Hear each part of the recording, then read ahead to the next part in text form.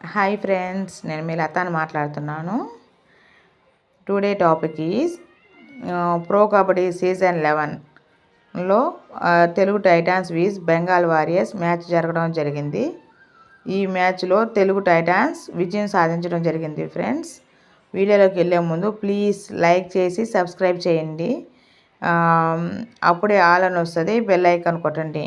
అప్పుడే నేను చేసే ప్రతి వీడియో మీకు నోటిఫికేషన్ ద్వారా వస్తుంది. ఫ్రెండ్స్, ఓకేనా? ప్లీజ్ లైక్ చేసి సబ్స్క్రైబ్ చేయండి. వీడియోలోకి వెళ్ళే ముందు ఈరోజు ప్రో కబడ్డీ లీగ్లో తెలుగు టైటాన్స్ తరఫున పవన్ షెరావత్ వస్తాడు అనుకున్నాము. గాయం కారణంగా పవన్ షెరావత్ ఇంకా ఈ మ్యాచ్కి రాలేదు. నెక్స్ట్ మ్యాచ్లో తప్పకుండా వస్తాడు. అందువల్ల ఏంటంటే తెలుగు టైటాన్స్లో విజయ్ మాలిక్, ఆశీష్ నెర్వాల్ తన అద్భుతమైన రైడింగ్ పాయింట్ తెలుగు టైటాన్స్ విజయం సాధించడం జరిగింది. ఫస్ట్ హాఫ్లో తెలుగు టైటాన్స్ 2 పాయింట్లతో లీడింగ్లో ఉన్నింది. నెక్స్ట్ సెకండ్ హాఫ్లో తన ఆశీష్ నెర్వాల్ ఒకే సూపర్ రైడ్తో తెలుగు టైటాన్స్ విజయ బాటలో నడచడం జరిగింది.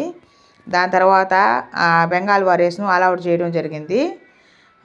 నెక్స్ట్ అక్కడి నుంచి లాస్ట్న తెలుగు టైటాన్స్ 32, బెంగాల్ వారియర్స్ 31 ఉన్నింది.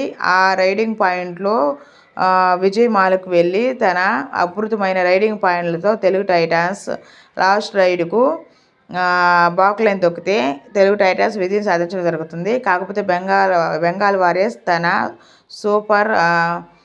సూపర్ ఫామ్లో ఉండటం వల్ల వాళ్ళు ట్యాకిల్ చేయడానికి ఎంతో ప్రయత్నించారు. కాకపోతే విజయ్ మాలిక్ తన అద్భుతమైన రైడింగ్ పాయింట్తో తెలుగు టైటాన్స్ విజయం సాధించి తెలుగు టైటాన్స్ 34, బెంగాల్ వారియర్స్ 32 పాయింట్లతో తెలుగు టైటాన్స్ విజయం సాధించడం జరిగింది లాస్ట్ మ్యాచ్.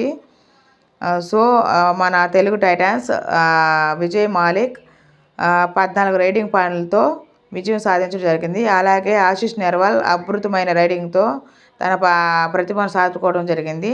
నెక్స్ట్ మ్యాచ్లో మన పవన్ షెరావత్ వస్తాడు. సో నెక్స్ట్ వీడియోలో కలుద్దాం. నెక్స్ట్ మ్యాచ్ నవంబర్ 9 జరగడం జరుగుతుంది తెలుగు టైటాన్స్కు. సో అప్పుడు నెక్స్ట్ వీడియో చేస్తాను. Friends, okay, thank you. Please like చేసి సబ్స్క్రైబ్ చేయండి. అప్పుడే నేను చేసే ప్రతి వీడియో మీకు నోటిఫికేషన్ ద్వారా వస్తుంది. ప్లీజ్ లైక్ చేసి సబ్స్క్రైబ్ చేయండి. Thank you friends. నెక్స్ట్ వీడియోలో